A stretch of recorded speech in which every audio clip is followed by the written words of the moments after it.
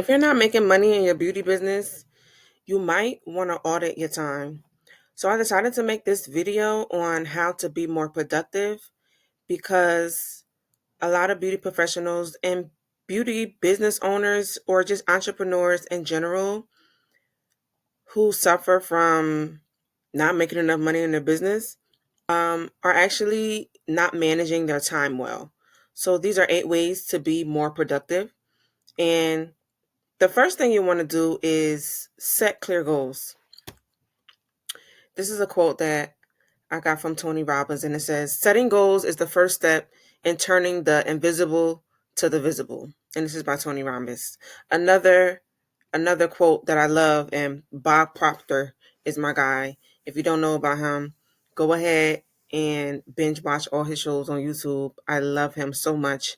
And he says, "Set a goal to achieve something that is so big, so exhilarating that it excites you and scares you at the same time. It must be a goal that is so appealing, so much in line with your spiritual core that you can't get it out of your mind. If you do not get chills when you set a goal, you're not setting big enough goals." So once you make these big goals, it might be a little bit intimidating in actually achieving them. So you want to break them down into actionable tasks. Set daily or weekly targets and focus on one goal at a time so you're not as overwhelmed. The second tip that I have to being more productive is to prioritize.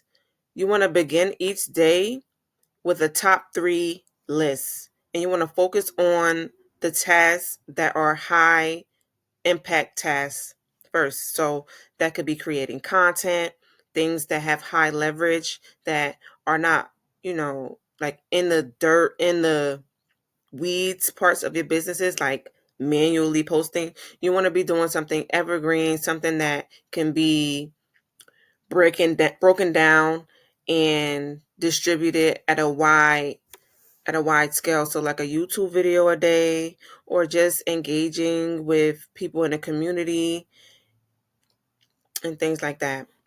Number 3, time management technique. So here's a technique that I usually do. I usually do it for an hour, and then I take a 15-minute break. But the Pomodoro technique says that you work for 25 minutes and then you take a 5-minute break. And then after 4 sessions, you take a longer break. For me, I tend to work for an hour straight, and then I do a 15-minute break where I review what I did in that last hour so that I know that I'm not wasting my time scrolling or doing anything that's not actually contributing to my goal at that time. And like I said before, this is just basically me setting blocks of time for specific tasks. And I don't multitask. Well, at least I try not to. I want to stick to one task, do it to completion, and then move on to the next. All right. So this makes you more efficient. Another thing that a lot of us suffer from, and it's distractions, especially with our phones and social media. Even our laptops, we're always being pushed notifications from our apps, social media sites, news, Google, and things like that. So I literally turn off my notifications on my phone. You could use website blockers if needed. And I put the focus tab on, and I block out all the noise. I don't have a dedicated workspace at home. I have one at my studio, but I just don't feel comfortable doing work at the studio. So I literally just go to the library, or I go to like a cafe, maybe like a Panera, and just really just block out everything, put my earphones on, and just lock in to get rid of all my distractions. Like I literally just focus in a place where I'm comfortable, in a place where I know that I'm going to get work done. So that depends, your area that you choose may be different than mine. Maybe it is in your house, but for me, I like to go out to a library and get like a private room and just lock in. Also, when you're trying to be more productive, you want to make sure that you're well rested and you're actually getting the appropriate nutrition that you need. It may seem like all of this is impossible with the amount of work that you're doing, but it's only impossible because you're not managing your time right. If you get the number of hours that you need in the night to sleep, stay hydrated, eat, use the time that you have for specific tasks, you will be able to optimize your energy levels and really get. I usually do most of my work in the morning. That's just when I'm more productive, and that might be different for you. So if you're a night owl, do stuff at night, but hey, I just like to go with my body's natural rhythm. And when I wake up in the morning, that's the time where I'm most energized and I'm more likely to get things done. And that also ties into just being more effective and efficient with your time. Try to automate things as much as possible. If you're going to be doing repetitive tasks like constantly DMing people back, you might want to automate that with something like a High Fury or a auto DM feature. We have it in the CRM that we use for beauty professionals. And basically it's like a word that you put, and whenever this word comes up, say if people are responding to some of your social media posts and you tell them to comment, I don't know, the word facial.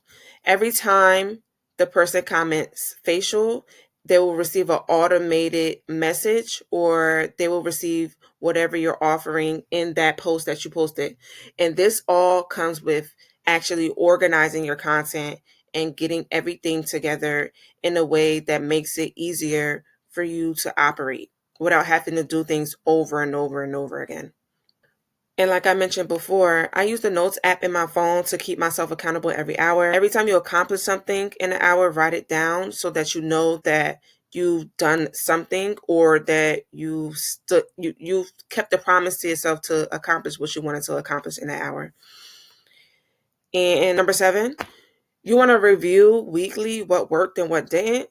You always want to optimize your day, your week, your time, down to the second almost. You really want to micromanage what you do and how you use your time, because if you have an iPhone, you can look in your phone, and I'll just do it.